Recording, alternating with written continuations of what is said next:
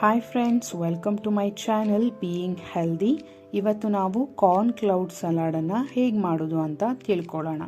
ಅದಕ್ಕೂ ಮುಂಚೆ ನೀವು ಏನಾದರೂ ನನ್ನ ಚಾನಲನ್ನು ಸಬ್ಸ್ಕ್ರೈಬ್ ಆಗಿಲ್ಲ ಅಂತಂದರೆ ದಯವಿಟ್ಟು ಸಬ್ಸ್ಕ್ರೈಬ್ ಆಗಿ, ಹಾಗೆ ಪಕ್ಕದಲ್ಲೇ ಕಾಣ್ತಿರುವಂತಹ ಬೆಲ್ ಐಕಾನನ್ನು ಕೂಡ ಕ್ಲಿಕ್ ಮಾಡಿ. ನಾನು ವಿಡಿಯೋ ಹಾಕಿದ ತಕ್ಷಣ ನಿಮಗೆ ನೋಟಿಫಿಕೇಷನ್ ಬರುತ್ತೆ. ಹಾಗೆ ನೀವು ನನ್ನ ಇನ್ಸ್ಟಾಗ್ರಾಮಲ್ಲೂ ಕೂಡ ಫಾಲೋ ಮಾಡ್ಬೋದು ಅಂತ ಹೇಳ್ತಾ ಇವತ್ತಿನ ನಮ್ಮ ರೆಸಿಪಿ ಕಾರ್ನ್ ಕ್ಲೌಡ್ ಸಲಾಡ್ ಹೇಗೆ ಮಾಡೋದು ಅಂತ ತಿಳ್ಕೊಳ್ಳೋಣ ಬನ್ನಿ.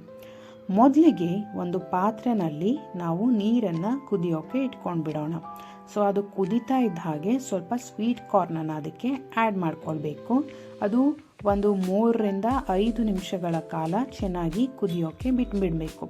ಸೊ ಇದು ಕುದೀತಾ ಇದ್ದ ಹಾಗೆ ಅದನ್ನು ಫಿಲ್ಟರ್ ಮಾಡಿಕೊಂಡು ನಾವು ಕೂಲ್ ಆಗಲಿಕ್ಕೆ ಪಕ್ಕದಲ್ಲೇ ಇಟ್ಕೊಂಡು ಬಿಡೋಣ. ಈಗ ನಾವು ಒಂದು ಮಿಕ್ಸಿ ಜಾರಿಗೆ ಸಿಪ್ಪೆ ತೆಗೆದಂತಹ 10ರಿಂದ 12 ಬೆಳ್ಳುಳ್ಳಿನ ಆ್ಯಡ್ ಮಾಡ್ಕೊತಿದ್ವಿ. ನಂತರ ಒಂದು 12 ಗೋಡಂಬಿನ ಕೂಡ ಆ್ಯಡ್ ಮಾಡ್ಕೊತಿದ್ದೀವಿ. 1 ಚಮಚದಷ್ಟು ಲಿಂಬೆಹಣ್ಣಿನ ರಸ, ರುಚಿಗೆ ತಕ್ಕಷ್ಟು ಉಪ್ಪು, ಹಾಗೆ 1 ಚಮಚದಷ್ಟು ಜೇನುತುಪ್ಪವನ್ನು ಕೂಡ ಇದಕ್ಕೆ ಆ್ಯಡ್ ಮಾಡ್ಕೊಳ್ಳಿ. ಸ್ವಲ್ಪ ನೀರನ್ನು ಸೇರಿಸಿ ಇದನ್ನು ಚೆನ್ನಾಗಿ ರುಬ್ಕೊಳ್ಳಿ. ಅಂದರೆ ಇದು ನುಣ್ಣಗೆ ಫೈನ್ ಪೇಸ್ಟ್ ಆಗೋ ಥರ ನಾವು ರುಬ್ಕೊಳ್ಬೇಕಾಗತ್ತೆ. ಈ ಥರ ಕಾಣಿಸುತ್ತೆ ಅದು. ಅದನ್ನು ಪಕ್ಕದಲ್ಲಿ ಇಟ್ಬಿಟ್ಟು ಈಗ ಒಂದು ಬೌಲನ್ನು ತಗೊಂಡು ಅದಕ್ಕೆ ಸ್ವಲ್ಪ ಕ್ಯಾಬೇಜ್, ಹಾಗೆ ಉದ್ದುದ್ದನೆ ಗ್ರೇಟ್ ಮಾಡ್ಕೊಂಡಿದ್ದಂತಹ ಕ್ಯಾರೆಟ್, ಹಾಗೆ ಸ್ವಲ್ಪ ಕುಕುಂಬರ್ ಅಂದರೆ ಮುಳು ಸೌತೆಕಾಯಿನ ಕೂಡ ನಾವು ಇದಕ್ಕೆ ಆ್ಯಡ್ ಮಾಡ್ಕೊಳ್ಬೇಕು. ಇದನ್ನು ಚೆನ್ನಾಗಿ ಮಿಕ್ಸ್ ಮಾಡ್ಕೊಳ್ಬೇಕು. ಕ್ಯಾರೆಟ್ ಮತ್ತು ಈ ಕ್ಯಾಬೇಜ್ ಆ್ಯಂಡ್ ಕುಕುಂಬರ್ ಅದೆಲ್ಲದು ಕೂಡ ಚೆನ್ನಾಗಿ ಮಿಕ್ಸ್ ಆಗಬೇಕು, ಈವನ್ಲಿ ಸ್ಪ್ರೆಡ್ ಆಗೋ ಥರ.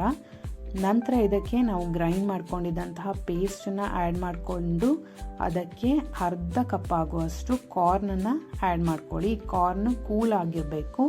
ಅರ್ಧ ಚಮಚದಷ್ಟು ಚಿಲ್ಲಿ ಫ್ಲೇಕ್ಸ್, ಹಾಗೆ ಅರ್ಧ ಚಮಚದಷ್ಟು ಆರಿಗ್ಯಾನೋನ ಕೂಡ ನಾವು ಇಲ್ಲಿ ಆ್ಯಡ್ ಮಾಡ್ಕೊತಿದ್ದೀವಿ.